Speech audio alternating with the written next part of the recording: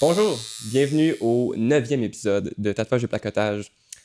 Bienvenue si c'est votre première fois. Je réexplique un peu le concept, là, je fais jamais ça, mais je sens qu'il y a peut-être du nouveau monde. On parle de tatou, tout simplement, avec divers types de gens de l'industrie. Là. Pour le moment, c'est beaucoup plus des artistes, mais il y a plein de petits projets en branle pour d'autres types de discussions. C'est ça. Puis là, en plus, je sais que en fait, je l'avais pas dit, mais j'avais pogné une belle petite, une belle petite fréquence. C'est avec le 9e épisode, là, mais est-ce que je publiais aux 2 semaines? Puis là, ça a été plus long, parce que je suis dans plein de projets. Mais en même temps, je l'avais dit dans le premier épisode, ça va être le chaos un peu comme organisation. Fait que je suis fidèle à ma promesse. Avant qu'on starte ça, je vous plug le commanditaire qui est Deadly North, qui est anciennement Northern Tattoo Supply, qui commandite depuis déjà quelques épisodes. C'est une entreprise, mais là, ils ont mâché avec une autre entreprise. Fait que là, c'est plus une petite entreprise de Kelia Tatoueurs, vu qu'ils sont toutes mâchés. Fait que là, c'est pas mal rendu plus gros. C'est chouette, ils ont plein de produits de qualité. Ils ne vendent qu'aux professionnels. Fait que tous des trucs bien chouettes.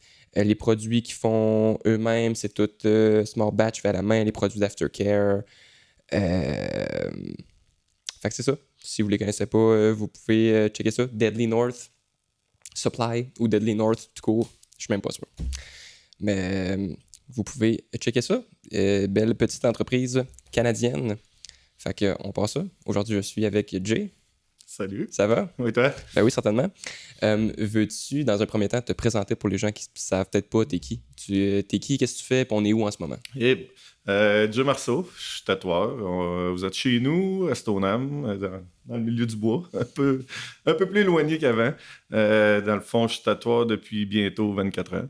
Puis c'est ça. Ça fait partie de mon monde depuis longtemps. Puis sûrement encore quelques années. Yes.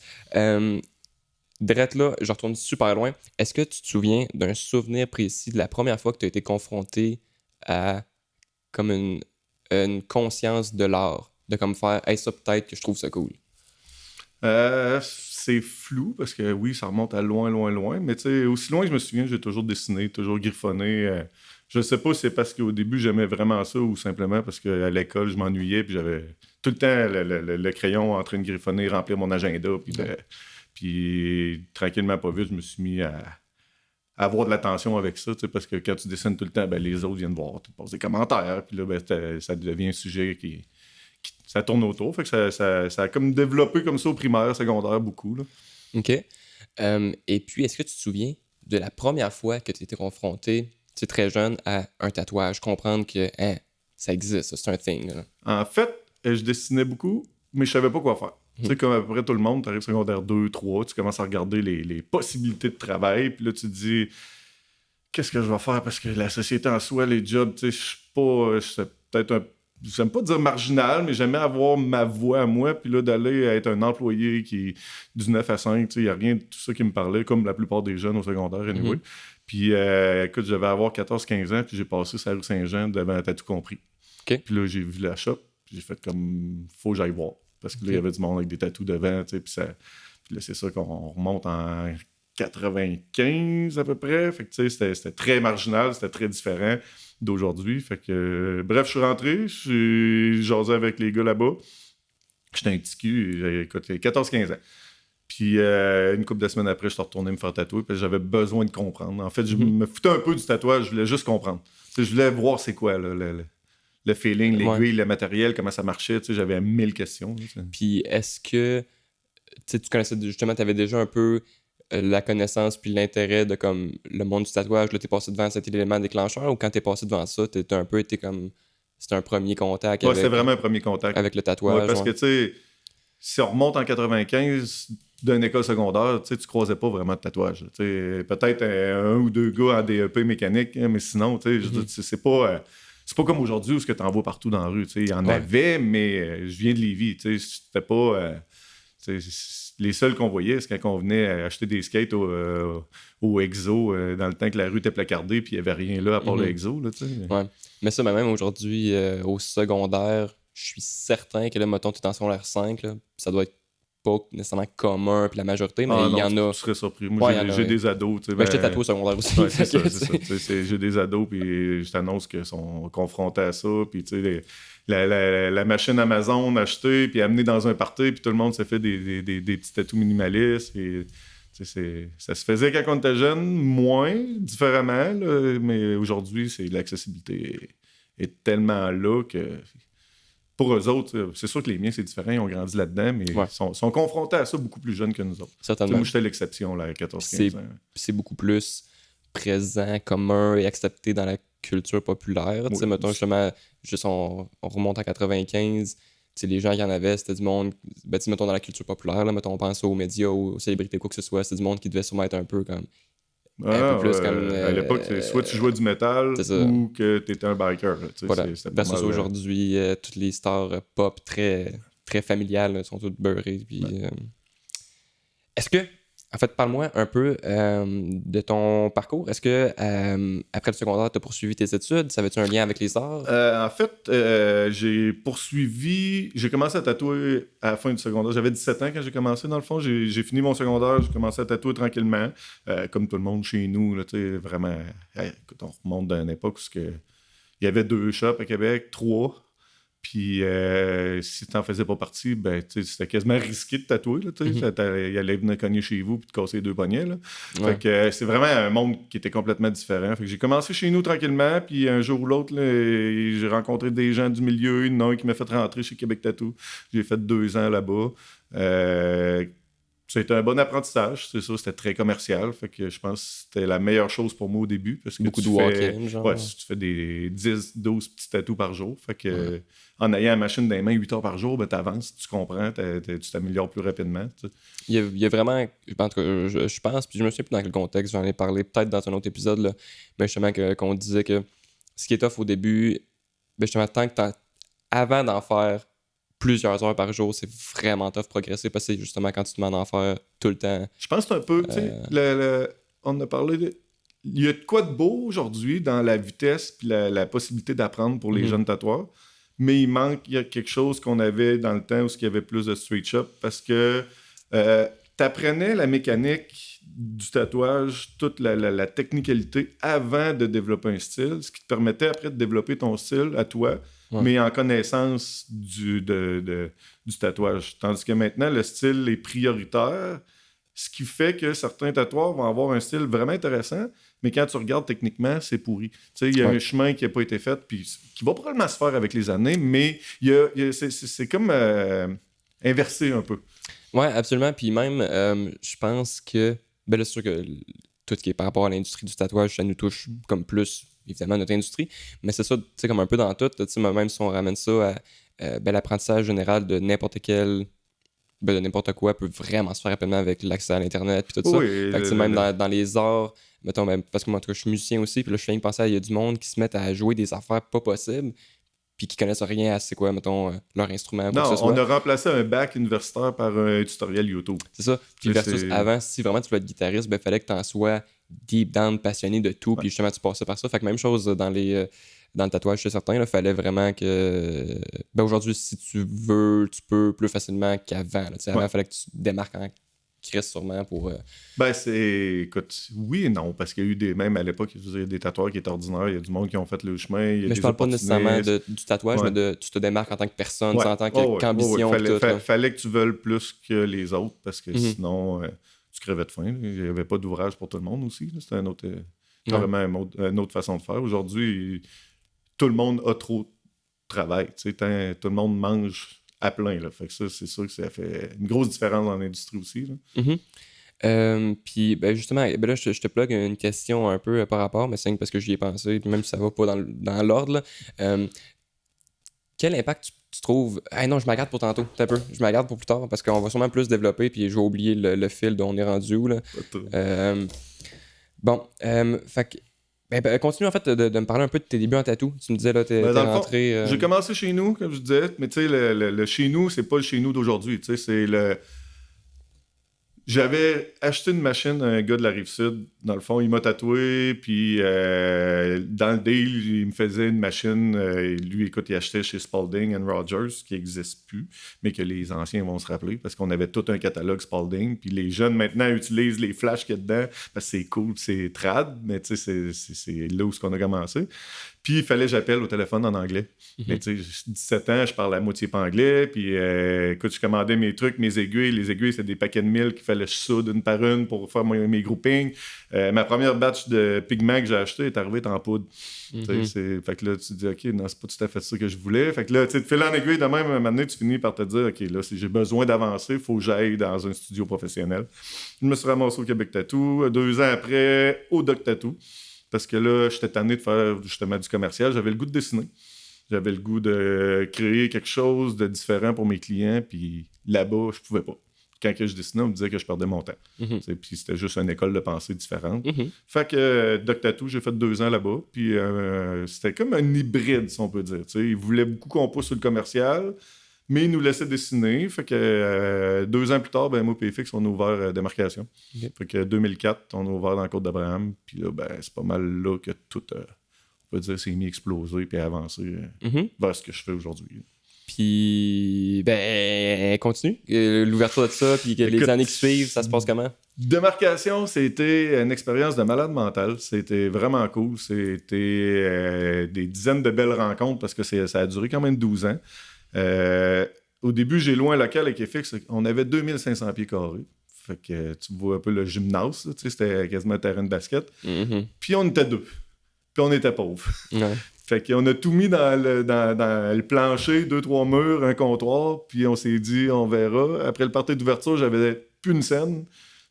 Puis à la fin de la soirée, ben, on avait 2-3 semaines de rendez-vous, puis on est parti comme ça. Puis écoute, quelques années plus tard, la place était pleine de tatoueurs. On est monté jusqu'à 7 ou 8 en même temps à travailler là. Puis après ça, on a fait 6 ans là, 6 ans sur l'Angelier. Puis en 2017, avec Max Bonneau, on a décidé de bouger parce que, en fait, après toutes les années de in and out, de tatoueurs qui rentrent, qui sortent, que tout le monde a ses petits rêves, ses conventions, ses voyages. Moi, l'aspect gestion, là, je commençais à en avoir plein mon casque. Puis l'autre affaire, c'est qu'on était un peu victime de la popularité. C'est que je pouvais pas tatouer sans qu'il y ait 10-12 personnes par jour qui viennent nous voir pour des projets. Fait que finalement, je donnais pas un service à mes clients intéressant parce que j'avais toujours quelqu'un qui venait me parler en même temps. Ouais. Puis je trouvais ça agressant. Fait qu'on s'est dit, on va aller privé. Tu sais, je pense que 2017, on était rendu, tu sais, l'ère des réseaux sociaux. Tout avait pris une place tellement importante, mais tellement efficace en même temps que d'avoir quelqu'un au comptoir en avant n'était plus nécessaire. Fait que ça nous a juste permis d'avancer vers d'autres choses. Puis honnêtement, c'est le plus beau move qu'on a pu faire, qui n'aurait pas pu exister avant, à cause de où ce qu'on était rendu finalement. Là. Mais c'était parfait. Fait qu'on était dans l'édifice Binox, moi, Max, pendant 5 ans. Karine a passé, Tremblay avec nous autres, Alex Dupuis, des amis qui sont joints à nous. C'était plus comme un collectif, si on peut dire. Puis, tu vois, après, là, il y a 1 an et demi, 2 ans, j'ai acheté une maison ici. J'ai décidé de me construire mon studio à maison. J'étais comme rendu ailleurs. J'étais tanné d'aller en ville. Puis mes clients viennent de partout. Fait que ça change absolument rien. Non, ben moi, je pense, en tout cas, à moins justement de que ton seul focus soit de faire, mettons, que des walk-ins. Tu sais, si les gens font 15 minutes, 20 minutes ou 30, ça change plus, ou même plus, tu sais, ben c'est que ça change plus grand-chose, là, que tu sois en centre-ville ou ici. En fait, mes clients me disent tout, au lieu de perdre 15 minutes à chercher un parking, je fais 15 minutes d'autoroute puis je suis chez vous. Fait que, tu sais, c'est la même chose. Puis la moitié de ma clientèle vient pas nécessairement de Québec. Fait que, tu sais, de prendre celui qui vient de Montréal, il y en a qui prennent l'avion, il y en a de partout. Fait que, tu sais, qu'est-ce que ça change rendu là? C'est sûr que le centre-ville, il y a de quoi de le fun, il y a une vibe, mais la mienne est rendue juste différente. Je pense que ça va être l'âge où je suis rendu aussi, d'être dans mon petit confort. Puis, ben, tu trouvais ça comment, justement? Ben là, tu me disais que tu étais un peu tanné de l'aspect gestion, mais c'est peut-être un sujet, justement, qui a été moins abordé ou qu'on entend moins, mais c'est comment, justement, gérer plein d'artistes en même temps, puis gérer comme un peu votre petite entreprise, cette industrie-là? Moi, j'ai trouvé ça difficile. Il y a plein de belles choses. Je veux dire, les humains qu'il y a dedans sont super intéressants, mais c'est aussi des grands ados. C'est travailler beaucoup avec moi, je disais des ados attardés, dans le sens que les tatoueurs, on est resté, tu sais, c'est pas comme dans le commerce très sérieux, tu sais, souvent, écoute, l'achat prouve à midi, puis il y en a toujours un qui est pas capable d'arriver à midi à l'heure, tu sais, tu dis, c'est pas 6 heures, c'est midi, mais t'es en retard pareil. C'est une structure qui est particulière, chacun a sa manière de faire, chacun a ses caprices, chacun a ses choses, puis c'est la beauté de l'industrie aussi en même temps, fait que c'est sûr que c'est une gestion qui est pas nécessairement évidente, puis que moi, j'ai toujours été très autonome dans mes trucs, fait que ça, je trouvais ça plus lourd. Ouais, fait que clairement, t'as dû avoir un petit, là, je cherche le mot français, mais un petit relief, un poids qui s'est enlevé de tes épaules quand t'es allé, vraiment, genre, vraiment. plus dans tes petits trucs. Genre, Oui, puis tu sais, comme avec Max, c'est qu'on a fait, en le faisant sous forme de collectif, ben tu payes ton loyer puis tu gères tes trucs. Tu sais. Moi, je te gère plus, on partage un espace commun. C'est ça. Fait que tu sais, ça amenait quelque chose de plus confortable aussi. Là. Mm-hmm. Je nous amène un peu ailleurs. Ben, on reste dans le tatouage, là. Mais veux-tu me parler, c'est quoi le style de tatouage que tu fais? Ça, c'est dur à répondre. Hein. Mm-hmm. Parce que c'est comme ça peut être une réponse très longue et c'est comme les bands de métal, ils sont rendus avec plein de divisions de names qui finissent jamais. Là. Écoute, j'aime dire que je fais de l'illustration. OK. Puis du néo-japonais. C'est pas mal le plus simple que je peux traduire ça. Illustration pour la simple et bonne raison que je suis pas vraiment un gars de réaliste. J'en fais à l'occasion, j'haïs pas ça. Je vais l'intégrer même dans des pièces, mais c'est pas... je suis pas quelqu'un qui aime copier sur des images. Ouais. Je peux m'inspirer très proche, mais tu sais, je serais pas capable de la regarder puis de la refaire. J'aime pas ça. Tu sais, c'est pas quelque chose qui m'appelle. J'aime dessiner, j'aime créer. C'est sûr que tu sais, le néo-jap, c'est vraiment la chose que je préfère le plus faire. Ouais. Puis, ben là, j'ai une question juste après, mais juste pour plugger, moi aussi, en fait, ben pas moi aussi, mais quand j'ai commencé, je pensais vraiment, moi j'avais que le réalisme en tête, j'étais comme, je sais que c'est ça que je vais faire. Puis au début, c'est que ça que je faisais, puis j'étais comme, c'est que ça va être cool. Puis là, ben, évidemment, au début, je faisais plein de trucs différents, mais mon but, c'était que de faire ça. Puis là, rapidement, quand je faisais d'autres trucs, j'étais comme, OK, mais quand je suis fier du dessin que j'ai fait, la satisfaction est tellement plus cool que même si mon image est très semblable ou pareil ou quoi que ce soit. Ben, le réalisme, il est dur parce que c'est laid jusqu'à la dernière minute. Ouais. Tu sais, c'est tellement en construction que ça a l'air de rien, puis là, à la fin, là, t'es content. Mais le pendant, le process, il est dur sur le moral, tu sais, parce que t'es jamais si proche que ça. C'est vrai. Puis ma question qui allait suivre, c'est illustration néo-japonais. Je pense à beaucoup de monde qui peut-être écoute, puis c'est pas des termes qu'ils entendent tous les jours. Veux-tu décrire un peu c'est quoi ça ressemble? Dans le fond, on va partir de la base japonais. Tout le monde sait un peu la culture japonaise. C'est, selon moi, la plus belle culture du tatouage. Parce qu'il existe, on va dire, deux grandes histoires. La traditionnelle américaine, que la plupart des gens connaissent aussi, qui est, on va dire, des petites patchs, qui sont vraiment un banger qui est fait sur le moment à un endroit qui est, je veux pas dire random, mais presque. Puis dans le japonais, ben là où ça m'a attiré, puis moi, ce que j'aime, c'est qu'on habille le corps. C'est un saut, que ce soit un saut ou juste une manche, c'est toujours travailler en conséquence des muscles, de la structure du corps. C'est fait pour habiller la personne. Puis je trouve qu'il y a quelque chose de plus complet, de plus complexe. C'est juste vraiment au-delà de juste prendre une image puis la placer à un endroit précis. Ouais, certain. Dans le fond, on va juste finir. Néo, ben, c'est juste la version d'aujourd'hui versus ce qui s'est fait dans le traditionnel japonais. C'est une version revisitée, redessinée de ce qui se faisait avant. Un peu adapté, parce qu'il y a aussi de quoi que je trouve drôle. Puis là, je te pète plein d'affaires qui n'ont pas rapport, là, mais que j'entends des fois du monde parler de comme, ah non, mais tu sais, mettons, qu'ils ne veulent pas déroger de ce qu'eux vont appeler, mettons, du trad, là, peu importe de quel style, là, mais comme, dans le temps, de même, puis tout, là, mettons, on focus que là-dessus. Puis si c'est ton thing, genre, let's go, là. Mais sûrement qu'il y a bien du monde de l'époque que tu essaies de recréer qui aurait aimé ça être capable de faire ce qu'aujourd'hui avec l'avancée technologique qu'on a eu. Parce que le concept, on prend un exemple, tu parles de trad, il y avait 3 couleurs. C'est pas parce qu'ils voulaient juste faire 3 couleurs. C'est parce qu'il y avait juste 3 couleurs. Puis pour avoir côtoyé des vieux tatoueurs, mélanger du jaune puis du rouge, pour eux autres, ça allait exploser. Ça faisait pas du orange. C'était chimiquement impossible dans leur tête. On est ailleurs. On fait juste partie d'une évolution. Moi, ce que j'aime, c'est l'évolution. Mais c'est cool encore de faire du trad. Je veux pas avoir l'air de bâcher là-dessus. C'est pas contre. Il y a des excellents tatoueurs de trad. Je pense que chaque style a sa place. Mais je me verrais pas tatouer du traditionnel japonais en n'étant pas japonais, en n'étant pas... j'ai pas été élevé dans cette culture-là, ça fait pas partie de mon bagage. Fait que je peux pas m'improviser traditionnel. Tu sais, Non, je comprends.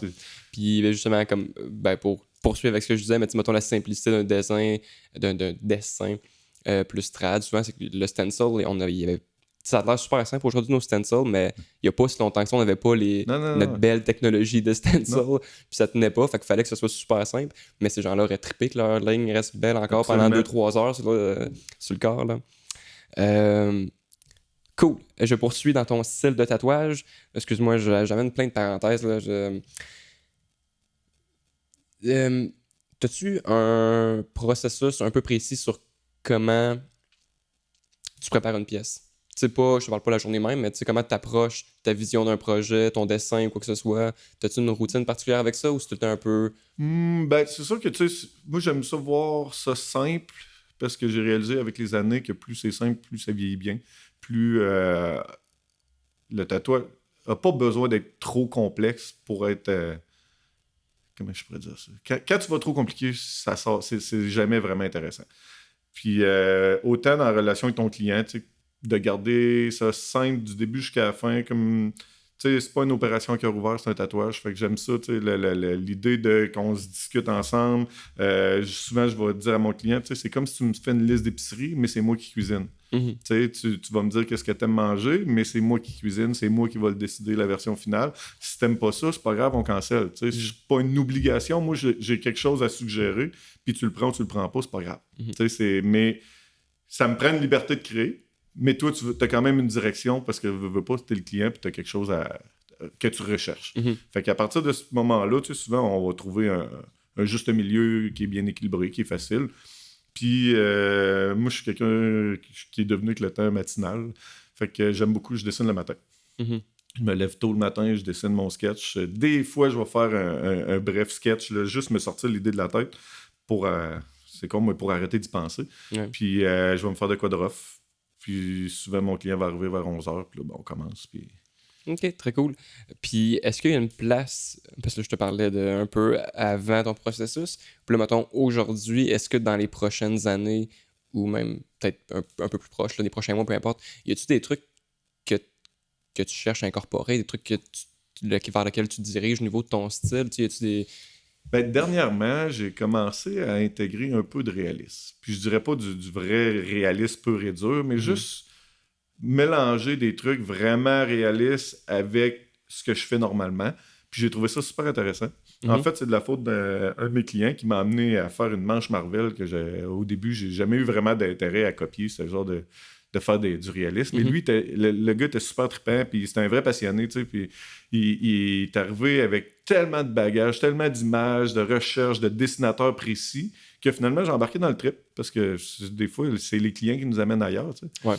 Fait qu'à partir de là, on a construit une manche Marvel que je pensais jamais faire dans ma vie, parce que, comme je te dis, c'est normalement, quand je reçois des demandes de ce genre-là, je suis comme, bon, tu sais, c'est pas ça, c'est pas ce que j'aime faire.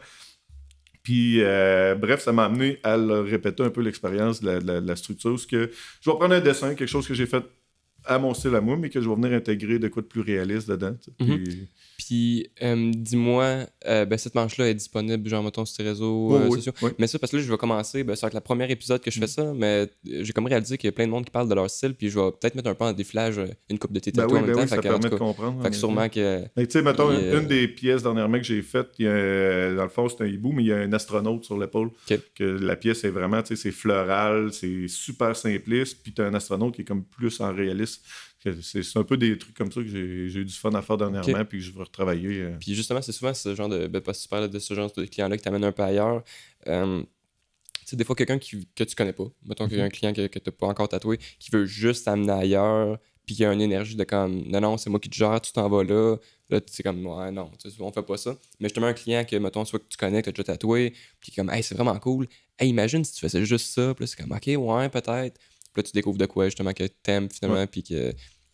C'est ça, c'est souvent ce genre de petits de clients-là, ce genre de... Faut pas avoir peur de se laisser influencer par les clients, tu sais, parce qu'il y a de quoi... On a de quoi apprendre, nous aussi, de chaque client.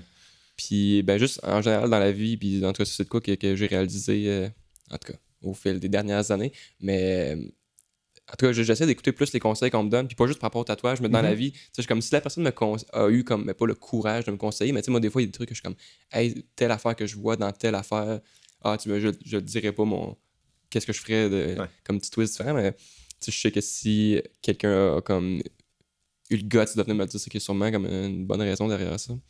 Fait que c'est ça. Puis, dis-moi, y a-tu un tatouage duquel t'es le plus fier? Non.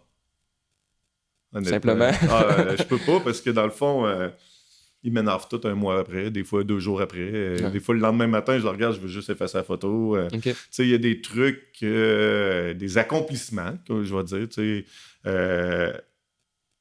Parce que c'est beaucoup de travail, tu sais, surtout quand tu vas jouer dans des bodysuits puis des grosses pièces. Ouais. Mais tu sais, le tatouage, il reste, mais pour moi, il est passager. Tu sais, une fois que le client est parti, il est comme parti avec. Ouais, je comprends. Je le vois pas comme quelque chose, comme... On construit quelque chose sur plusieurs années, pas juste un tatouage en soi, tu sais. Puis chaque dessin, chaque projet, j'ai quelque chose à redire. Puis Ben, c'est comme je bien. pense que la journée que je vais vraiment avoir ce tatouage-là, je vais probablement accrocher ma chaîne puis dire c'est beau, j'ai accompli ce que j'avais accompli. Tu sais. Ouais. Puis je trouve que c'est le début de la fin quand tu commences à être satisfait. Là. Ouais. Ouais, c'est certain. C'est effectivement de quoi qui est revenu souvent avec cette question-là. Là. Mais j'allais te dire de quoi. C'est pas grave. Ça m'arrive des fois d'avoir ces petits blancs-là. Je vais avec une autre question qui va peut-être nous amener un peu ailleurs. Qu'est-ce qui te passionne le plus de tatouer? C'est une question évolutive parce que selon des périodes de ma carrière, il y a plein de choses qui ont changé en cours de route. Tu sais, j'ai longtemps, parce que veux pas, quand j'ai commencé, autour de 2008-2010, ça s'est mis à exploser pour moi, puis je me suis mis à voyager. Puis là, ben, tu tombes dans un espèce de circuit international avec des artistes de partout, puis des artistes de fous. Puis là, ben, tu sais, tu viens comme deep, là, tu veux juste devenir meilleur, puis tu sais, te faire connaître, puis genre là, avec les réseaux sociaux, là, ça explose, puis là, à un moment donné, c'est passionnant, c'est trippant, c'est énergisant, puis au final, ben des fois, tu vas avoir d'autres choses, tu sais, là, tu vois, dernièrement, en m'en venant ici, ben ça m'a rappelé l'humain plus derrière le tatouage. Tu sais, vu que je suis moins... les dernières années nous ont amené à moins voyager, à être plus... Là, je travaille tout seul, fait que mon client a pris plus d'importance que mon travail. Fait que j'ai comme rééquilibré les choses. Tu sais, où ce que je suis rendu dans ma carrière, je trouve que le client nous apporte quelque chose, puis c'est là que le partage des deux il est vraiment devenu intéressant. Fait que des fois, je vais faire des tatous que je poserais pas ou que je n'ai pas... Mais la personne, c'était tellement une personne intéressante ou un moment magique que finalement, il n'y a pas juste le tatouage, il y a un humain derrière. Ouais, exact. Puis ben là, c'est ça, je sais que je me l'étais noté parce que avant qu'on enregistre, tu me parlais un peu de voyageage dans le monde puis tout. Puis je veux te jaser un peu justement de voyager dans le tatou. Parce que là, ben moi, j'ai jamais voyagé, mettons, à l'international pour tatouer. Mais si tu veux m'en parler, parce que de ce que j'ai entendu dire de plein d'autres gens, pas sur le podcast, mais c'est que ça peut être très tricky voyager avec l'équipement. T'as-tu un peu ton...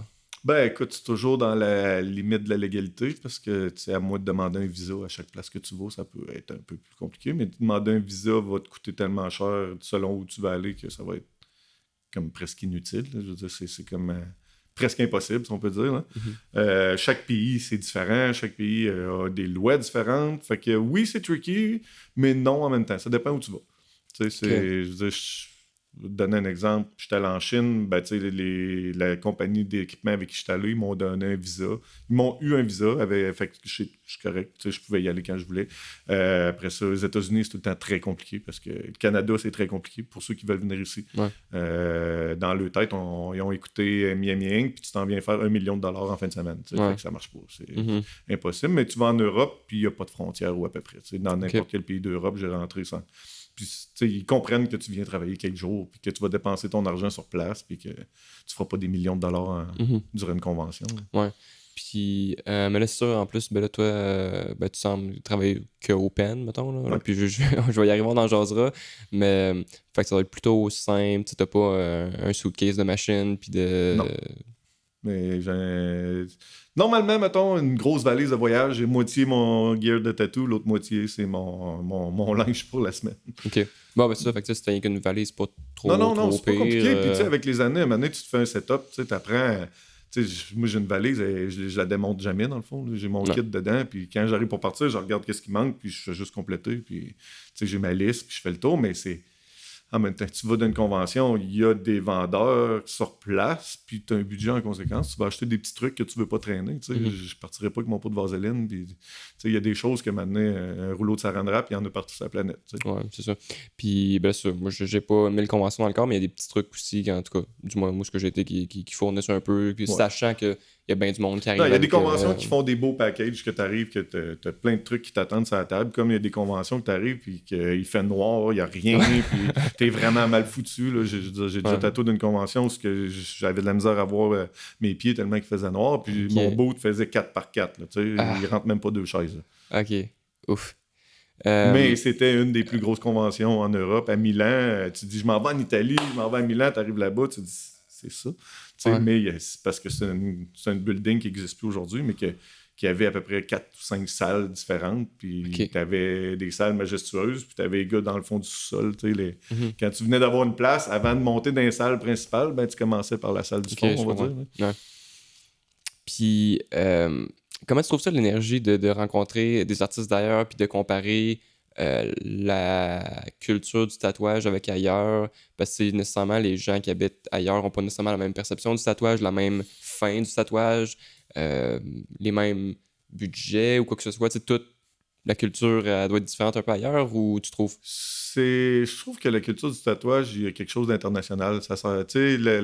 C'est comme si tu arrivais à quelque part et tu dis, t'avais une gang de chums qui t'attendaient avant de les connaître parce que t'es 2 personnes qui ont grandi dans un peu le même environnement, mais chacun de ton côté de la planète, pour finalement réaliser que c'est à peu près la même chose. Mm-hmm. À part si tu tombes dans l'aspect créatif, ce côté de dessin, il y a des inspirations. Tantôt on parlait de néo-japonais ou d'illustration, ben, le Canada, c'est un berceau des illustrateurs. C'est une des places dans le monde, je pense, que les meilleurs tatoueurs dans le titre vraiment illustratif, avec l'Espagne. Mais après, si tu vas en Europe de l'Est, puis dans ces coins-là, tu vas avoir beaucoup de réalistes. Tu as des écoles, des vagues différentes.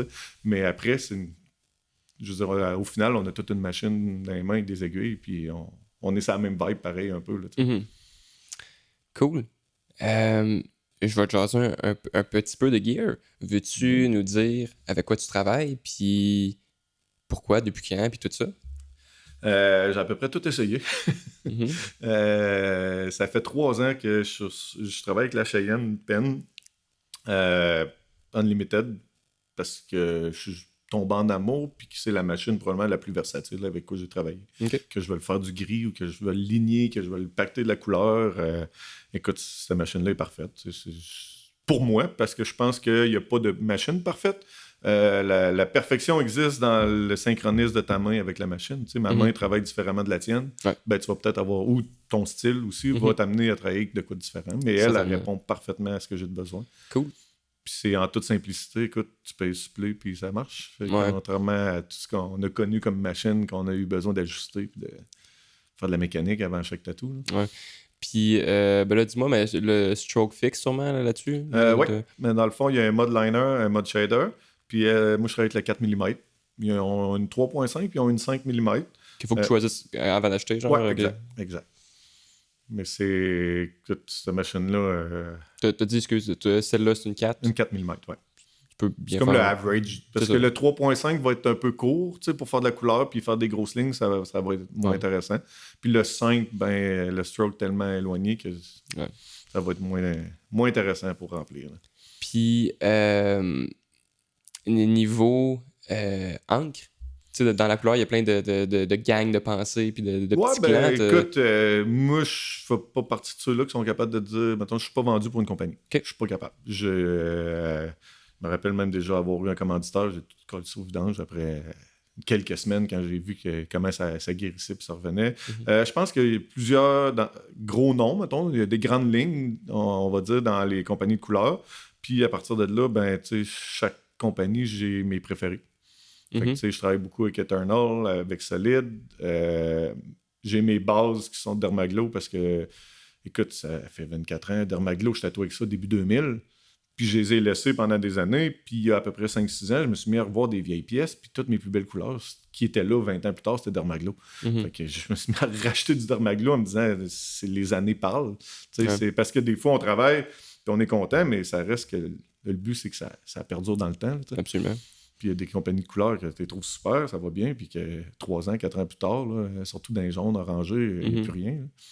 Puis, dis-moi, puis là, on dirait que je vais avoir comme une longue liste de comme tout ton gear, là, mais c'est pas nécessairement ça. Mais mettons, pour ce qui est du noir, t'es-tu plus, genre, dans les trucs plus... Ben, en fait, j'ai eu la réponse, je l'ai vu tantôt, mais je te laisse y aller. Écoute, le noir, c'est une longue histoire. Là, je suis complètement vendu à Pantera. C'est de loin le noir le plus noir avec quoi j'ai travaillé dans ma carrière. J'ai essayé à peu près toutes les autres. Encore là, mes années de carrière me permettent d'avoir un jugement peut-être des fois plus éclairé parce que je les ai vus vieillir, je les ai vus... Il y a plein de... Toutes les noirs finissent par fader, on s'entend comme n'importe quelle couleur. Je veux dire, la peau est un canevas qui fade avec les années. Puis pour l'instant, je trouve que Pantera est le plus solide, pas juste parce qu'il est riche puis qu'il est noir, mais parce qu'il est tight.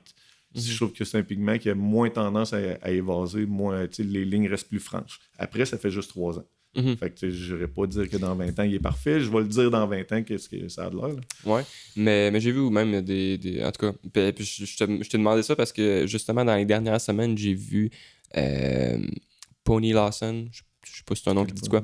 En tout cas, c'est un Américain qui a comme une grosse chaîne YouTube de tatou, puis il fait majoritairement de la critique de comme t'envoies tes tatous, puis là, il dit mais il dit un peu comme ça j'aime ça aurait été cool si t'aurais rajouté tel genre de patente, puis tout ça. En tout cas, fait que c'est un peu comme un gros YouTuber de tatou, mais il a vraiment une belle carrière de tatouage. Puis récemment, il a fait une vidéo, puis c'est la première fois qu'il faisait de quoi de même, puis j'ai vraiment trouvé ça cool. Il a comme demandé, puis il y a comme un gros auditoire. Il a fait un sondage sur c'est quoi les marques d'encre noire que les gens utilisaient. Il a pris les 5 choix les plus populaires. Il y avait genre Dynamic, Pantera, Super Black, Solid. J'ai oublié le 5e, c'est pas grave. Puis tout ça pour dire qu'il a fait sur quelqu'un, sur de la vraie peau, comme un test de comme des lignes avec. Puis lui, il savait pas, c'était comme quelqu'un qui avait tout fait son setup, il avait pas vu. Il savait pas lequel était lequel. Avec mettons, la même aiguille, fine line, des lignes plus bold, une saturation, puis aussi comme diluer un dégradé, mettons, en soft black and grey. Puis après ça, puis il comparait, puis il jasait avec un autre tatoueur. C'est un long vidéo en plus, là, c'est vraiment long, mais c'est vraiment cool comme vidéo. Puis après ça aussi, une fois guéri, quand je jasais, puis il voyait, puis j'avais pas tant l'impression...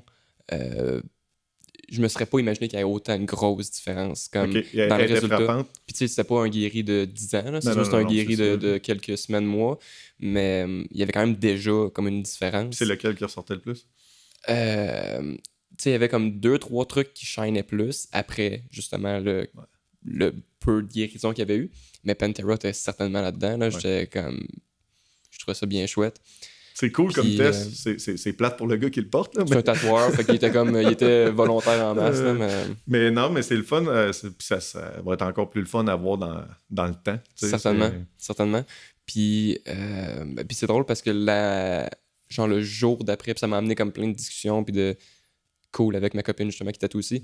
Mais puis genre le lendemain, j'ai vu Paul Touga qui a fait une story de comme Dynamic, Pantera, c'est la même partie du corps du même client 4 ans plus tard. Puis il y avait aussi comme une belle différence. Ouais, mais après tu sais, les deux sont des angles de qualité. Puis tu sais, tu peux même les utiliser d'une façon complémentaire parce que tu sais, Dynamic va te permettre d'avoir des gris qui sont soft, qui sont crémeux, tu sais, parce que le pigment, il vient tellement se dissoudre dans la peau que finalement, ton gris, il est hyper crémeux, t'as plus de grains, fait après, tu peux travailler avec les deux, tu sais. D'où Dynamic, justement, puis dans le test, justement, du genre de petit soft black and grey, c'était certainement Dynamic qui shinait le plus de comme...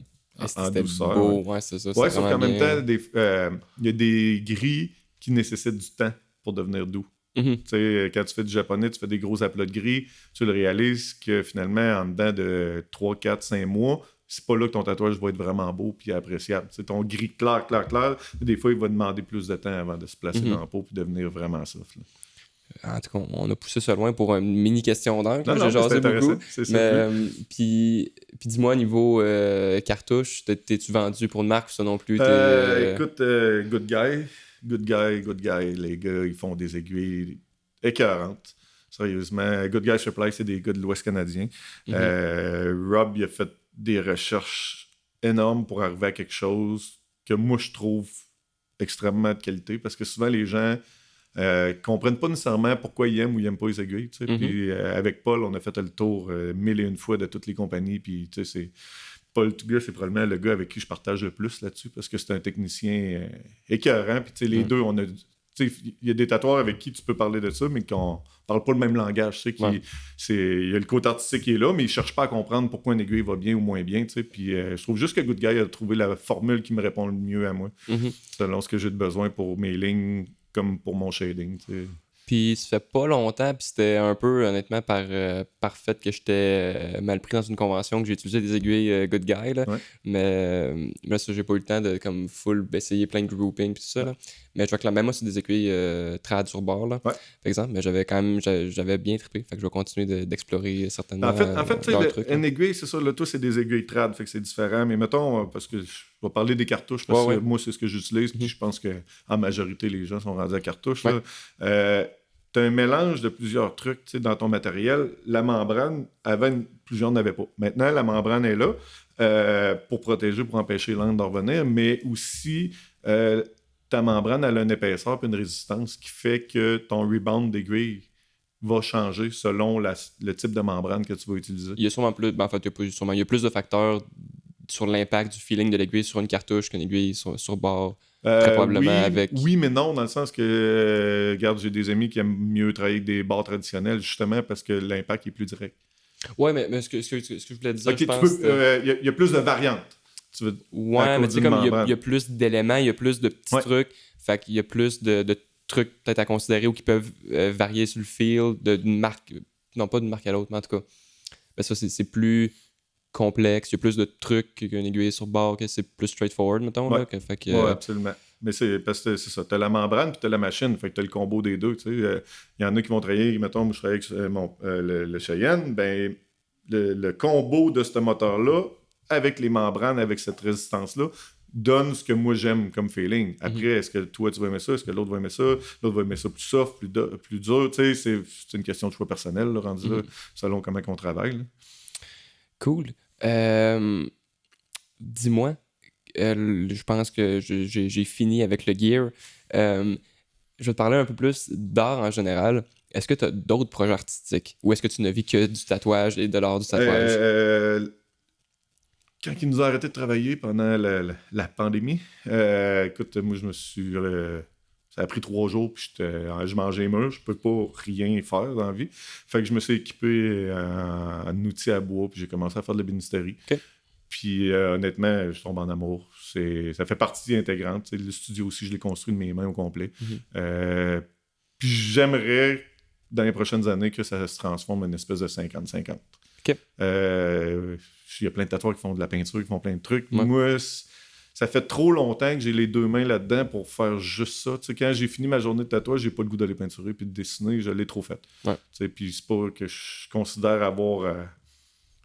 c'est pas parfait, il reste du travail, mais j'ai besoin de faire d'autres choses pour être heureux. J'ai besoin de m'épanouir, de me vider la tête, puis honnêtement, travailler le bois, je trouve ça écœurant. Oui, il est dans autre chose, puis je te comprends là-dessus parce que, premièrement, moi, j'ai étudié en lutherie, que tu dois connaître, puis j'avais beaucoup de cours en commun avec des ébénistes, fait que je travaillais le bois longtemps, puis je sais c'est quoi le fun de travailler ça. Puis, justement, moi aussi, comme mettons, à la fin d'avoir fait une journée complète de dessins, de tatouages, d'autres dessins, après ça, tu sais, j'aime ça peinturer une journée que je suis en congé, que je le feel, pas tout le temps, mais justement, j'aime plus ça. Moi, ça va être plus de jouer dans la musique, puis tout ça, là. Mais justement, ça amène un autre aspect. Aussi. C'est important de s'ennuyer par moment, d'avoir hâte de tatouer, parce que si tu... Tu sais, on est probablement le seul métier au monde artistique qui est fait du 9 à 5 ou ish, là, je veux dire 5 jours semaine. Un musicien, ils vont composer, ils vont jouer quand ça le temps, ils vont avoir des spectacles, mais tu sais, il n'y a pas un musicien qui se lève faire du 9 à 5 avec sa guitare ou son instrument. Ouais. C'est à peu près. Un peintre, il peinture rarement toute la semaine. Tu sais, la plupart des métiers d'art sont plus aléatoires. Nous, on a une obligation de fournir. On a un client qui arrive, ouais. Et le client, il est là. Il faut que tu sois prêt, il faut que tu aies de quoi donner. On a une obligation. Mhm. Puis ça, ben, c'est une charge qui peut devenir lourde avec les années. Mais moi, je préfère ça, je pense. Parce que si j'avais l'option de rester 1 heure de plus dans mon divan, je sais que je pousserais ça trop à la dernière minute. Ouais. Mais le fait que je suis comme, là, justement, il faut que je sois prêt pour mon client qui arrive, mais ça m'oblige de Mais ça fait en de sorte que travailler, ça mettons. devient un travail. Ben oui. Tu sais, Oh, oui, mais- absolument. mais- C'est un travail en esti tatoué, là. C'est pas... C'est ça, sauf que, tu sais, l'idée artistique, c'est que t'as pas... je sais pas, j'ai toujours eu le feeling qu'on danse entre les deux, tu sais, parce que si tu restes du côté passion, plaisir, genre, plus jeune, je dessinais de nuit, n'importe quand, je dessinais tout le temps, parce que j'avais envie. Là, c'est devenu plus un travail, Mhm. puis le but, c'est d'essayer de bander entre les deux, mais pour que ça se rapproche de la passion, des fois, il faut que tu dilues avec d'autres choses, puis que tu peux pas le faire 40-50 heures semaine. En tout cas, moi, je pense qu'après 24 ans de métier, moi, j'ai besoin de faire d'autres choses. Ouais, mais... Puis ça, puis le facteur que je me vois pas vraiment tatouer à temps plein à 55 ans, 60 ans. Mhm. Tu sais, je trouve que c'est un métier qui est écœurant, mais qui vieillit pas nécessairement bien. Tu sais, veux pas un jour ta clientèle ralentit, t'es moins up-to-date, t'es moins à jour, tu tatoues tes vieux chums, tes vieux clients, mais tu sais, courir après les flots rendus à 55 ans, ça me tentera probablement pas. Ouais. Travailler avec mon morceau de bois puis mes meubles, me semble que ça sonne bien dans ma tête. Ah ouais. Je me vois très bien vieillir dans ma chaise à bois en haut, à faire mes choses tranquille. Là. Puis est-ce que tu penserais que justement d'avoir développé un peu ce nouveau passe-temps, passion, peu importe, de travailler le bois, ça a eu un impact concret sur tes tatouages, d'une façon ou d'une autre? Sur ta philosophie ou pas tant que ça? Peut-être un peu, c'est dur à dire, plus ou moins. Ok. Non, je le vois vraiment comme deux choses différentes. T'sais. Je pense que le seul impact, c'est que justement, le tatouage, c'est mon travail, puis le bois va être mon échappatoire, mon petit moment de tranquillité. Puis j'ai vu, ben là, je pense que ça fait peut-être un lien avec ce qu'on disait. Parce que j'ai vu cette semaine quelqu'un, en tout cas publiquement, aborder le sujet de c'est quoi de travailler dans le monde du tatouage. Puis il y a eu beaucoup de commentaires, autant comme de support que de commentaires un peu négatifs euh, de gens qui étaient comme, genre, qui disaient que c'était pas tant un travail, mais qui chialait un peu sur le fait que mettons, tous les tatoueurs l'avaient vraiment facile dans ce genre de... Ben, vous, c'est comme, il y a tellement de demandes de clients, vous faites tout ce que vous voulez, vous faites tout bien de l'argent, puis tout. Puis ça l'a amené quand même, ben sûrement chez plusieurs, ben des réflexions. Puis c'était quand même une discussion chaude, là. C'était pas... en tout cas. Je comprends parce que les tatoueurs ont tendance à dire que c'est difficile, que c'est beaucoup de travail. Puis oui, c'est vrai. D'un autre côté, je te dirais qu'on est des gros bébés gâtés parce que tu chilles toute la journée, tu dessines, tu prends ton café, tu t'en vas. T'es pas en train de courir, t'es pas en train de creuser un trou d'une mine, t'es pas à l'usine en train de faire souder pendant 10 heures par jour à 38 degrés avec la chine sur le dos puis le casque. Tu sais, on a une belle vie, puis on gagne bien notre vie. Fait que je pense que, tu sais, faut aussi être reconnaissant. Il y a comme... Oui, c'est difficile, mais tu sais, honnêtement, prends l'ensemble des métiers ouvriers en particulier, je veux dire, on l'a facile.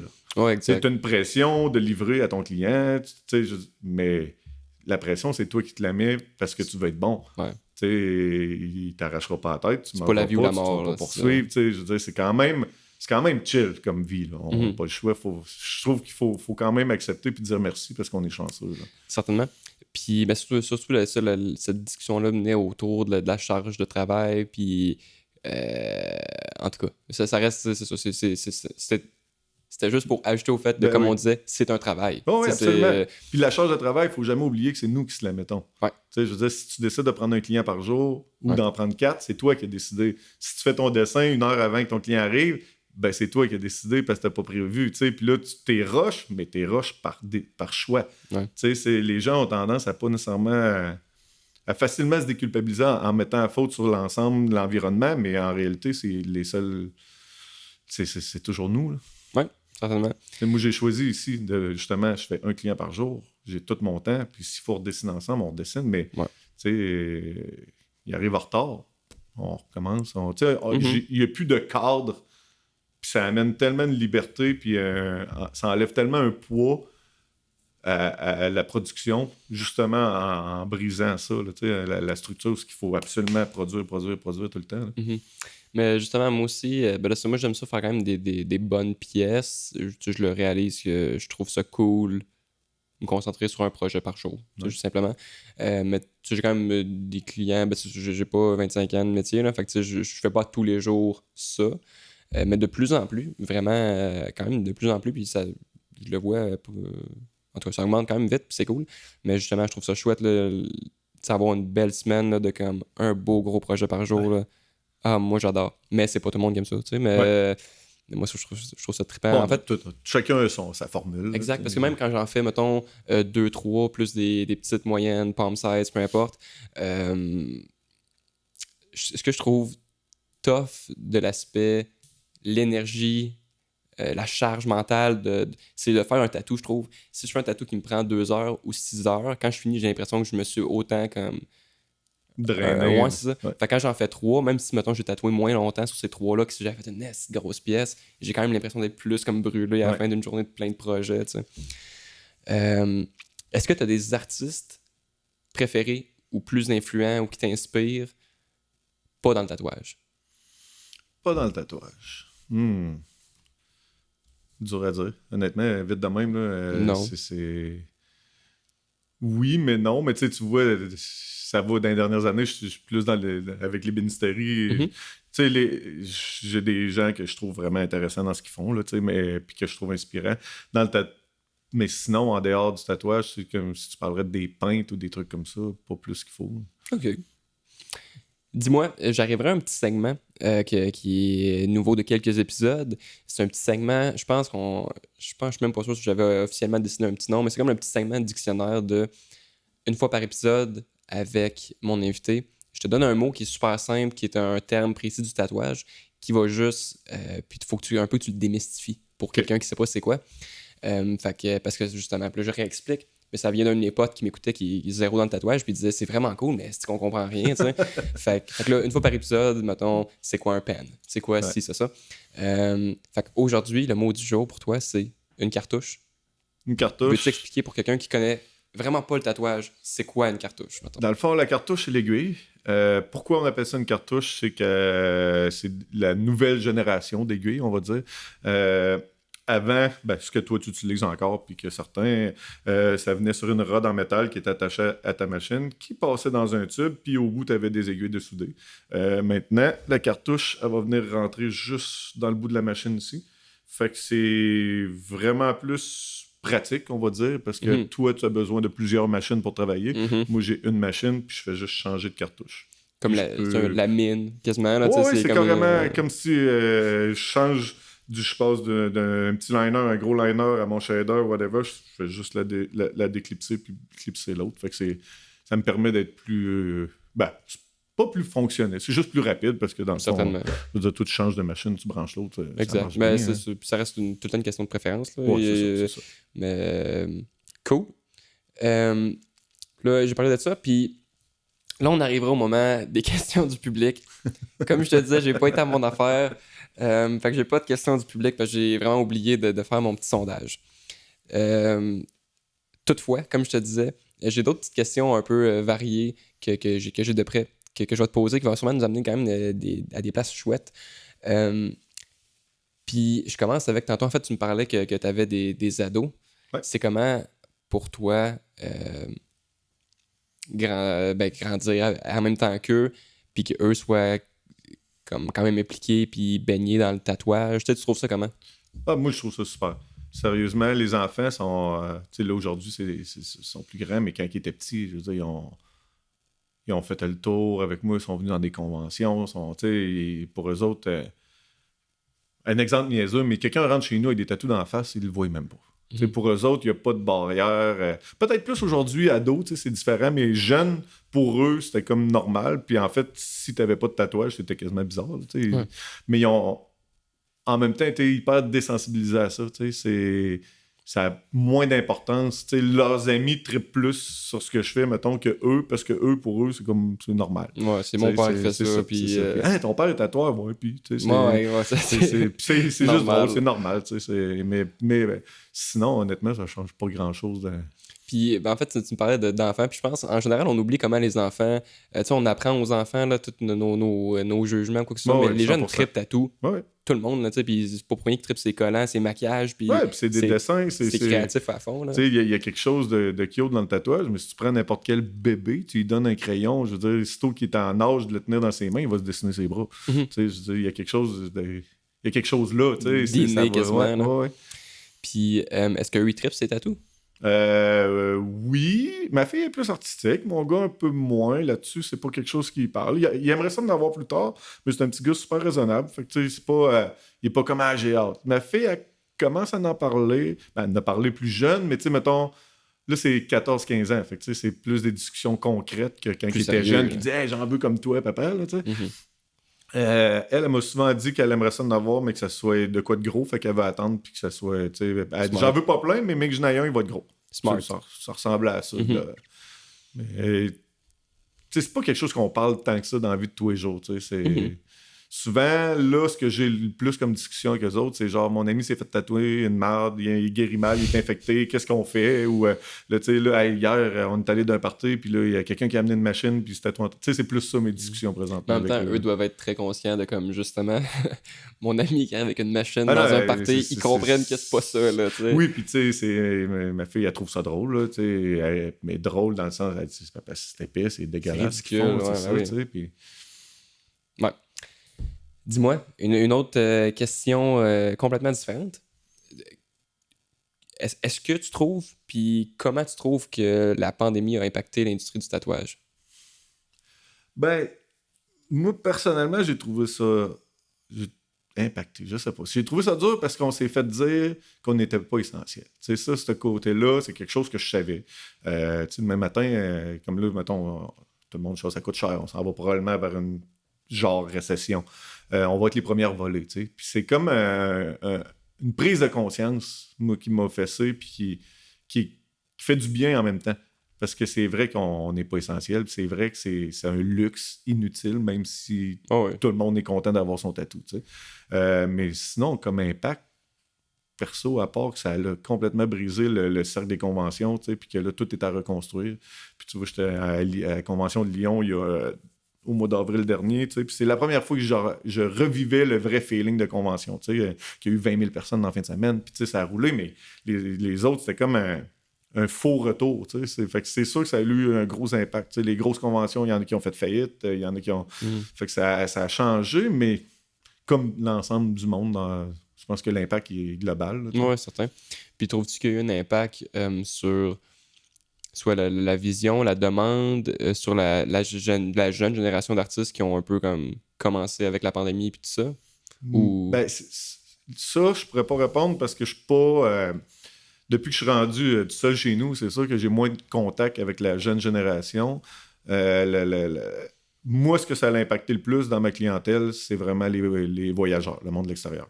Il y en a plus? Non, j'en ai moins. J'en ai moins parce que là, c'était compliqué. 2, tu te faisais canceller tes vols, on savait pas si on allait être ouvert. Puis, tu sais, normalement, j'avais quand même plusieurs clients par mois qui prenaient l'avion. Là, j'en ai peut-être 1 ou 2. Parce que c'est compliqué. Ça coûte plus cher. Les vols sont plus aussi faciles que c'était. J'avais beaucoup d'Américains. Ils partent de Californie. Ça coûte 400 US. Ils sont bien aller-retour. Là, c'est compliqué. Fait que, ça a comme cassé ça. Puis on dirait que le rythme, il est difficile à revenir sur ce côté-là. Fait que, mais ça va-tu revenir? Ça va pas revenir? L'avenir va nous le dire. Oui, exact. Là, on a encore quelques petites minutes. Là. Ça fait une petite heure qu'on jase déjà. On peut amener ça à max une petite heure et 10 écart. Fait que je vais te poser, j'ai comme plein de questions. Mais là, je sais pas si ça va être en rafale, si ça va être court, si ça va être rapide. Fait que développe autant que tu veux. Tu penses quoi de l'arrivée de l'intelligence artificielle avec le monde du tatouage? Je vais te dire la même affaire que pour Le Pen quand il est arrivé, puis que les old school étaient avec les coils. Tout le monde avait peur, tout le monde disait c'est de la merde, c'est de la... Je pense que c'est un outil de plus. Je pense que c'est... On est loin d'être rendu à avoir une machine qui tatoue à notre place, là. Là, on parle d'un outil artistique qui est... mais je pourrais dire ça. Intéressant, curieux, épeurant. Tu sais, tout en même temps, je pense que c'est un mix feeling quand même pas mal. Si j'étais un tatoueur de réalisme, je capoterais parce que, on va se le dire, quelqu'un qui fait du réalisme depuis 10 ans, il a fait le tour de Google en esti. Fait que là, lui, il peut créer et réaliser des nouvelles pièces vraiment, vraiment intéressantes. C'est sûr que moi, quelqu'un qui me dit qu'il a créé puis qui a son nom signé sur un... T'as pas créé, t'as juste tapé des mots sur un outil qui crée pour toi. Tu sais, il faut comme départager, mais écoute, les gars de réalisme, c'est écœurant, ce qu'ils vont pouvoir faire. Ouais. Puis en fait, ça, je réalisais qu'il y a peut-être des gens qui comprenaient pas, là, qui sont peut-être moins dans l'art, mais justement, à ça, tu peux aller sur une application, un programme quelconque, dire je veux un astronaute sur un cheval dans l'espace, puis autant que c'est dur à conceptualiser puis à le dessiner du début, mais le AI, t'as des infinités d'images complètement comme surreal, là, comme c'est du surréalisme. Je pense que c'est un outil qui peut être utilisé comme il faut, intéressant, c'est juste après ça, faut être intelligent. Là, mais j'aime pas avoir peur de l'avenir, j'aime pas avoir peur des nouvelles technologies, parce que dans le fond, tu manquais le bateau, je pense, si tu t'embarques pas et tu t'intéresses pas. Là. Ouais. Mais comme tu disais, ça m'a fait penser à de quoi. En fait, ta réflexion m'a amené à de quoi. Tu disais. Je me souviens plus ce que tu disais, mais ça m'a fait penser à de quoi, là. Oui, tu disais c'est un outil intéressant. Justement, il y a peut-être du monde qui vont se mettre à tatouer comme à 100% la recherche du AI sans nécessairement continuer de créer ou d'agrémenter quoi que ce soit. Mais il y a de quoi que je trouve que justement qui se perd, mais qu'il faut comme pas oublier. Puis là, je vais un petit peu paraphraser un tatoueur américain, là. C'est Oliver Peck qui avait déjà dit ça. Là. Mais là, je sais qu'en tout cas, il est dans plein de soucis. En tout cas, mais il a déjà dit une phrase qui était que je trouvais cool. Là. Mais il avait dit comme quoi que dans tous les cas, il ne faut jamais oublier que t'es tatoueur avant d'être un artiste. Parce que peu importe comment tu vas travailler, tu le mets dans la peau. Être tatoueur, c'est comme, dans ces mots, là, c'est comme être plombier. Il y a une technique, une façon de le faire. C'est ça. C'est un craft. Fait que même si tu arrives avec une conception, un design artistique de quoi de complètement fou, puis t'es pas capable ou tu le mets inadéquatement dans la peau, ça reste que c'est pas un beau tatou. C'est un métier à deux chapeaux. L'artiste, avant, t'étais un artisan. Mm-hmm. On a développé des artistes à partir de là, mais il faut pas oublier que ça prend l'artisan pour appliquer ce que l'artiste construit. Son point, c'était... Parce que justement, il parlait, en tout cas, il parlait d'autres choses, mais ça l'amenait à ça. Mais il disait comme quoi, peu importe, il dit, gars, que je tatoue mon dessin, ton dessin, le dessin de Google, il était comme... Au final, t'es un tatoueur, puis genre, montre-moi que tu peux le faire. Puis c'était très un peu arrogant, puis genre, on pas de bullshit. On aura peur quand il commencera à faire des AI qui tatouent à notre place. Là, puis... penses-tu que c'est de quoi qui se peut? Ça a déjà été essayé, puis oui, peut-être que ça va arriver. Écoute, rendu là, c'est comme n'importe quoi. Tu sais, si je dis, on a traversé, quand j'étais jeune, les petits plats congelés étaient à la mode parce que tout était fait, mais il n'y a rien comme quand ta mère te cuisine de quoi. Tu sais, je veux dire, on va revenir, tu veux... une machine qui te tatoue puis qui te comprend pas, qui t'écoute pas, fine, tu sais, il va y avoir des clients pour ça, comme il va y avoir des clients qui vont dire non, moi je veux le contact humain, tu sais. C'est à chacun de garder puis de protéger moi ce que j'ai construit, ce que je build depuis 24 ans, c'est pas la même chose que toi nécessairement, tu sais. Puis ça, personne ne peut nous l'enlever. Fait que genre, il y aura moi je pense que ça va faire partie peut-être un jour de la compétition, dans le sens qu'il va en avoir, mais ça veut pas dire que toi, tu perds parce que ça existe. Ouais. Mais anyway, comme on disait en plus au début, tu sais, plus que justement il y a de genre de compétition ou que de plus en plus qu'il y a de trucs, ça amène quand même de plus en plus d'auditoire puis d'ouverture sur l'industrie puis tout ça. Mais moi, tu vois, je pense pas tant qu'on va tant connaître ça que ça. Je pense que ça va exister. Ça prendra pas une part du marché, là. Je pense pas. Non, puis tu sais, oublie pas une chose. Ce genre de développement-là coûte des millions de dollars. Y a-tu vraiment quelqu'un dans l'industrie qui va avoir le goût d'investir cet argent-là pour ça, pour tuer un industrie? Tu sais, genre, pour la rentabiliser, pour éliminer, tu sais. Je veux dire, on voit des avancées technologiques dans des places où il y a des gros sous puis il y a une raison d'avancer. Tu sais, là... notre industrie est quand même très minimaliste, même si on pense qu'elle est grosse, même si, je veux dire, sais, tu prends, dernièrement, je voyais, tu sais, Cheyenne, tout le monde connaît ça dans l'industrie, puis ils ont une place énorme. Le tatouage, c'est même pas 20% de ce qu'ils font comme commerce, tu sais. Fait que genre, il y a des choses qu'il faut relativiser, là, tu sais, avant qu'ils mettent de l'argent là-dedans au point de dire, pour nous remplacer, là. J'ai comme un mais je gros pense doute là-dessus. justement, peut-être l'intelligence artificielle va prendre place ailleurs que dans justement une machine qui va J'aurais tatouer le monde. pas Là, mal plus peur si j'étais graphiste ou je travaillais dans ouais. ce genre de commerce-là. Certainement, tu sais, justement, designer de logo, de là, tu fais juste comme skip, jusqu'à temps que tu trouves un logo qui se trouve cool, puis il va être 100% unique. Même t'sais. architecte, à la limite, là, je veux dire, tu vas dire, je veux tellement ma maison, j'aimerais ça. Tu vas me rentrer des specs, puis elle va sortir. Là, je trouve que ça. Être architecte, ça me ferait plus peur que tatoueur, mettons. Ouais, on a quand même cette chance-là. Oh, ouais. Difficilement remplaçable par la machine Ouais. là, ou par le robot. Là. Sais-tu quoi, les clients, si un jour ça existait, les clients qui vont te voler, c'est ceux que tu veux pas avoir. Sûrement. Vraiment, C'est- sûrement. Il y aura peut-être, je pense que si vraiment on est pour avoir une place que c'est des machines qui tatouent, ça va genre être des petits walk-in de prénoms pis de petits trucs de même, je pense, parce que je pense pas que quelqu'un qui voudrait comme non, une grosse pièce. Si tu rentres pour te faire faire un backpiece, tu sais, par. Non, ça marche Ouais. pas. Ça marche pas. Je pense que je vais y aller d'une dernière question pour toi. Puis là, j'hésite parce que j'en ai plein de plein de thèmes différents. OK. Est-ce que tu penses que le tatouage, c'est fait pour tout le monde qui est curieux et qui aurait envie de s'essayer, en tant que tatoueur? Est-ce que c'est fait pour tout le monde? Je pense pas. Pour plein de raisons. C'est dur à dire. Là, autant le mode de vie, la façon de faire, ce qui vient avec, l'importance. Tu sais, il y a quelque chose que moi je trouve qui se perd un petit peu dans l'industrie du tatouage, c'est la responsabilité du tatoueur. Tu sais, c'est. Quand tu vas trop large, puis que tout le monde embarque dedans, puis que c'est comme juste cool, puis le fun, il y a beaucoup de la responsabilité est beaucoup diminuée. Tu sais, t'as une responsabilité qu'une machine dans les mains. Puis ça prend des bonnes valeurs, puis ça prend des convictions, puis une certaine carrure, je pense, pour avoir avoir le droit. Tout le monde a le droit, mais tu sais, pour mériter la machine entre les mains. Parce que sinon, ça banalise l'acte. Puis si on part avec l'idée que le laser n'existe pas, puis que tu veux quelque chose que tu vas avoir toute ta vie, ben, faut pas banaliser l'acte. Ouais. Mais en même temps, moi, je trouve que les clients sont...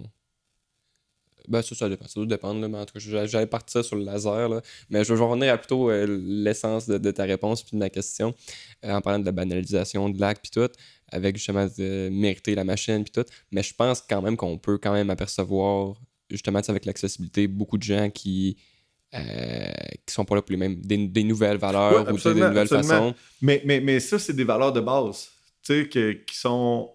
C'est juste de se rappeler l'importance que l'acte dans lequel tu t'engages. Tu sais, tu fais quelque chose pour quelqu'un, puis lui, il va le porter. Tu sais, toute ta journée est finie, mais lui, il va le porter toute sa vie. Fait que ça a un impact qui est quand même énorme. Fait que tu as une responsabilité qui vient avec. Puis je dis pas que tout le monde peut avoir la machine. Je veux dire, ça serait important que quand tu as la machine, tu aies un certain code de valeur. C'est plus dans ce sens-là. Puis après ça, oui, n'importe qui peut en avoir une, mais si t'es pour le faire, fais-le comme il faut. Ouais. C'est pas, tu peux peinturer n'importe comment puis faire n'importe quoi. Si c'est un morceau de toile ou whatever, un morceau de bois. Là, on parle d'un humain qui va porter quelque chose sur lui de façon permanente à cause de tes actions à toi. Ouais. Fait qu'il y a une responsabilité qui vient avec.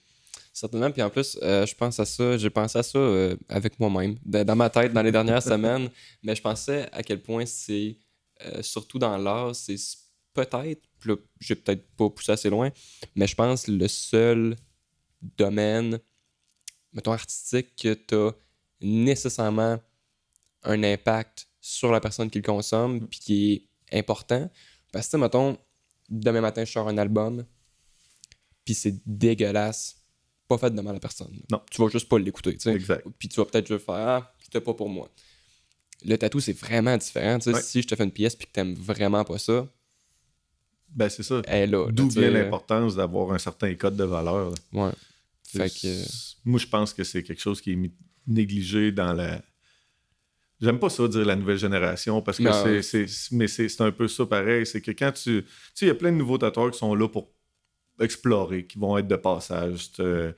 Tu sais, c'est qui prennent ça à la légère ou qui veulent juste faire leur style à eux, tu sais, puis sont très, très à cheval. C'est ça, moi, je fais rien. Mais c'est correct, mais il faut jamais oublier qu'il y a un humain en arrière puis que tu as une responsabilité. Tu sais, c'est quelque chose que je trouve qui s'est perdu, pas à 100%, parce qu'il y en a plein qui ont des très, très bonnes valeurs, mais tu sais, il y en a qui le font pas pour les bonnes raisons. Puis après, chacun a sa raison, tu vas me dire, mais... Ouais, mais comme tu disais, puis là, je viens de penser à ça, mais, tu sais, mettons, surtout, mettons, ça peut être tout le temps, mais tu sais, ça arrive plus fréquemment, mettons, fin de l'adolescence, début de l'âge adulte, que, tu sais, jamais tu te cherches un peu, fait que tu veux essayer des trucs, tu vas étudier dans ça. Ouais, j'aime pas ça, je travaille dans ça.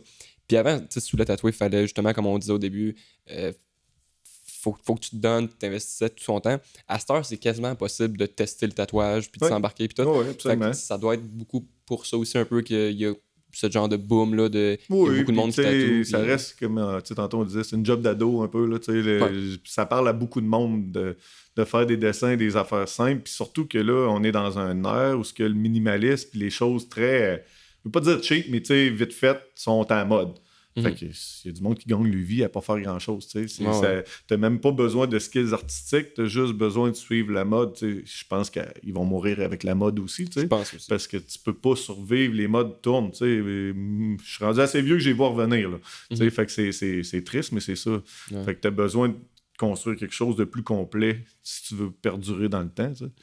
Mais c'est ça, là, juste pour être sûr que, parce que j'ai quand même catché ton point, là, rien contre les gens qui font du minimalisme. Ah non, mais là, absolument pas. Mais tu sais, c'est- c'est comme si à l'époque, t'aurais dit, moi, je fais juste du tribal. Ouais, c'est ça. Ben, passé 2002, c'est fini. Exact. Tu sais, je veux dire, t'aurais été le meilleur pour remplir du noir, mais il aurait fallu que t'attendes 10 ans que The Rock ait une épaule, puis tu te remettes à faire du tribal polynésien, parce qu'entre les deux, t'aurais eu un trou de 10 ans à rien faire. Tu sais, tu peux pas, tu sais, tu l'as dit tantôt, c'est un craft. Il faut, tu builds plus que ce que juste toi tu veux, parce qu'il y a une industrie qui continue d'avancer, puis si tu veux en faire partie, il faut que tu suives. Si tu veux toi aussi avancer, tu sais. Ben oui. Parce que, OK, en tout cas, dernier petit point de ma part, là, j'arrête pas de pousser ça trop loin, là, mais, tu sais, justement, quand je parlais au début que je faisais plus de réalisme, au début, moi, je tripais vraiment pas sur tout ce qui était plus bold, des grosses lignes, des trucs plus vers le trad, pas nécessairement trad, là, mais tu sais, qui s'y rapproche. Mais c'est parce que j'avais beaucoup de misère. J'étais comme pas capable, j'étais pas vraiment bon là-dedans. Jusqu'à temps que là, je continue d'essayer des trucs, de développer maintenant. Puis là, mettons, je me sens à l'aise de faire ça, des belles grosses lignes, genre bien confiantes. Puis, bordel, que c'est le fun. Genre, c'est tellement mais trippant. tu sais, t'es rentré dans le tatouage par une porte. Mais cette porte-là, elle t'en rouvre 1000 autres. Tu sais, je veux dire, c'est juste triste si un tatoueur rentre dans l'industrie par une porte, que ce soit n'importe quel style, tu sais, en disant moi je veux faire ça. Tu peux pas arrêter là, faut que tu t'intéresses au reste quand même. Tu sais, c'est comme sinon il te manque tellement de bagages. Tu sais, dans les dernières années, je faisais des guests, puis souvent les jeunes qui sont dans le shop, tu sais, on arrive, on se connaît pas, on se présente, tu sais, puis là tu te mets à parler avec, puis finalement lui son Instagram c'est juste ce que lui il fait. Tu sais, il fait juste follower des gens qui font exactement la même affaire, puis il se nourrit que. Fait que là, c'est vraiment une chambre d'écho. Puis, mais il va avancer, mais maintenant, il va se tanner, puis ça va finir là, parce qu'il va avoir fait le tour de sa chambre d'écho, tu sais. Mais t'as appris à faire des grosses lignes, qui t'a amené vers un autre style, qui va t'amener vers d'autres choses. Ouais, je sais. Puis chaque tatoueur va t'apporter quelque chose. Il n'y a rien de plus le fun. Mes clients, moi, quand ils m'amènent des trucs, je lui demande de m'amener des trucs qui sont pas tatouages. Tu veux m'inspirer, amène-moi pas une photo d'un tatouage. OK, oui, tu veux ce style-là, mais on peut-tu aller chercher ailleurs? On va se nourrir parce que au final, on fait le tour du bassin, puis ça devient plate. Là. Puis, tu disais de quoi? J'allais te dire de quoi? Puis là, c'est juste moi qui est fucking pas bon avec ma mémoire courte là, pendant qu'on jase. Ça arrive tellement trop souvent dans les podcasts là, que je veux dire de quoi puis que je l'oublie. Mais je vais prendre un break au pas, moi le couper au montage de cette minute-là. On disait... Oui, je reviens avec mon idée. Comment, des fois, justement, de s'inspirer, pas s'inspirer, mais de consommer large ou d'essayer des trucs. Il y a des trucs qui vont t'amener à ton style que, justement, si, mettons, tu fais, mettons, du minimaliste ou des trucs très fine line, mais tu tripes sur le tatou, la culture, puis tous les styles. Puis là, tu vois, dans le trad, je trippe à quel point il y a souvent, mettons, un genre de background, c'est genre de petit cercle rouge, mais comme bien saturé en arrière d'un aigle, peu importe.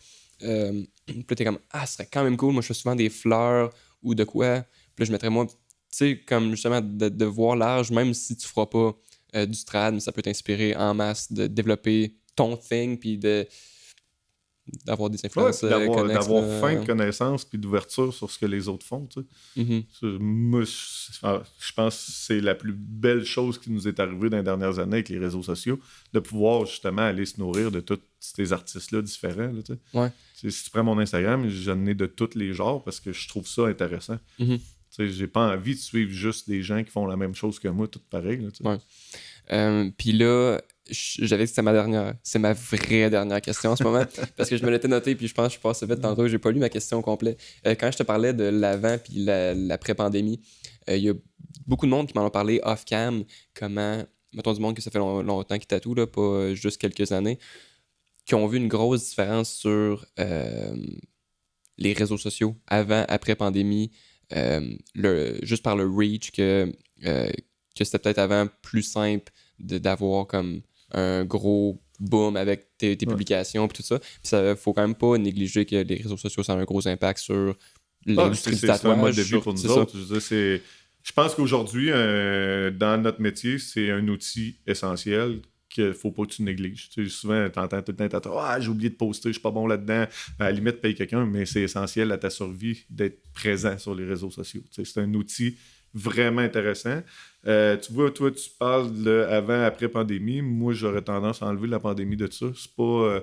moi, le changement que je vois, parce qu'il y en a un énorme, c'est vraiment une question d'algorithme. C'est une façon... C'est pas tant la pandémie. Non, je pense que les réseaux sociaux se sont ajustés parce que c'est des business. Ben oui. Puis si tu veux faire de l'argent, il faut que tu en sortes.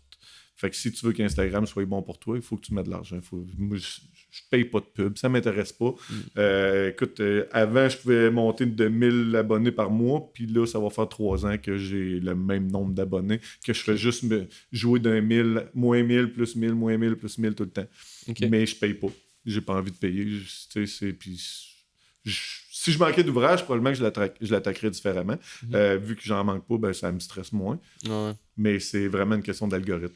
Je pense qu'il faudrait comme même chose probablement avec tes podcasts, c'est qu'à un moment donné, il faudrait quasiment que tu en sortes un par jour, puis que tu sais, à tous les jours, à même heure, puis avoir une récurrence. Tu sais, moi, je peux pas poster un tatou à tous les jours, parce qu'il y a des projets, des jours que je fais juste un process de quelque chose qui va durer 8, 10, 12 sessions. Ouais. Je commencerai pas à... Tu sais, ça devient redondant si le monde voit juste un petit bout par... Tu sais... Parce qu'autant que, mettons, la machine aimerait ça que tu fasses ça, là. Ouais, exact. Mais c'est pas tout le temps, justement, tout le monde qui te suit et qui capoterait. Non, ça devient boring. Puis, tu sais, je veux dire, maintenant, si j'ai 5000 publications, tu sais, ça perd son sens, mais le concept, il est fait pour les...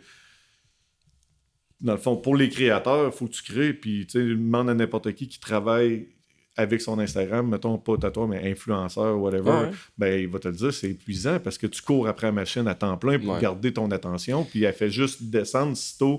Tu sais, tu prends une journée de congé, puis t'as perdu de la visibilité, ça n'a aucun sens. Puis tu sais, moi, au final, parce que là, on parlait du projet du podcast, tu sais, la seule volonté derrière ça, c'était justement d'avoir une plateforme, un milieu d'échange puis de connaissances. Absolument rien d'autre que ça. Puis je trouve que ça fait bien son travail parce que les gens qui trippent, il y a plein de monde qui m'écrivent de comme hey, c'est tellement cool. Genre là, il y a des gens que je suis puis que j'apprends à connaître ou puis ça va sûrement continuer. Mais je pense que chaque tatoueur va t'amener son reach à lui. Fait que tu viens merger un peu tout le monde à ça. Tu vas élargir ta crowd, mais en fonction de ce que tu fais. Là. Mais c'est ça. Puis j'avais eu, il y a quelques épisodes, un de mes potes qui m'avait dit tu devrais mettre des extraits sur TikTok comme ça marcherait bien. Puis j'ai écouté son conseil. Puis c'était un bon conseil, comme ça a vraiment pogné. Mais hostie que j'aime pas ça faire ça. Puis je suis pas capable de faire ça tous les jours. Puis c'est vraiment demandant. Mais ça, c'est que là, je m'étais dit, puis je me dis encore, puis ça jamais que ça va switcher. Le podcast, c'est pas mon travail temps plein. Là. Puis je veux pas que ça le soit. Puis c'est niaiseux, mais faire un TikTok de 15 secondes, puis là, parce que le monde a tellement un attention spam de merde, il faut que les plans changent, zoom, puis qu'il y ait des sous-titres sur tout. Là, c'est pas pour rien que toutes les vidéos sont de même, c'est pour que tu sois comme full stimulé. Mais c'est long à monter, là, comme tu sais, si je mettais juste couper, puis je le mettrais. Mais je l'ai essayé, quand je fais ça, c'est dead. Ouais. Il faut qu'il y ait du mouvement, que je mette un emoji, qu'il y ait une musique qui joue en même temps, puis tout. Puis ça demande pour 15 secondes, genre 1 heure de ma soirée. Ouais, puis après ça, pour calculer combien de visibilité ça t'a rapporté réel sur ton podcast. C'est ça, puis mon but, c'est pas d'être comme le podcast. Non, Je veux juste puis... que tout le monde trippe, puis je trippe à le faire, mais justement, je pense que je trippe pas à faire des TikTok tous les jours. Je peux comprendre, tu vois, j'ai pas embarqué TikTok et je fais pas partie de je grossis pas à une vitesse exponentielle, mais je pense que les tripeux de tatou trippent. Fait que c'est tout ce que je voulais, puis... ben écoute, il va falloir qu'on s'arrête. Je pense que c'est mon plus long épisode jusqu'à maintenant, puis je veux pas que ça soit trop long. Non, on fait pas juste commencer. Ouais, mais merci beaucoup d'avoir reçu. Dis-moi, quelqu'un qui veut rentrer en contact avec toi, qui veut un rendez-vous, comment qu'on fait? Instagram, Facebook, Jim Marceau, Enlight, les deux, ça marche très bien. Réseaux sociaux. That's it. Ouais. Merci beaucoup. Ça fait plaisir.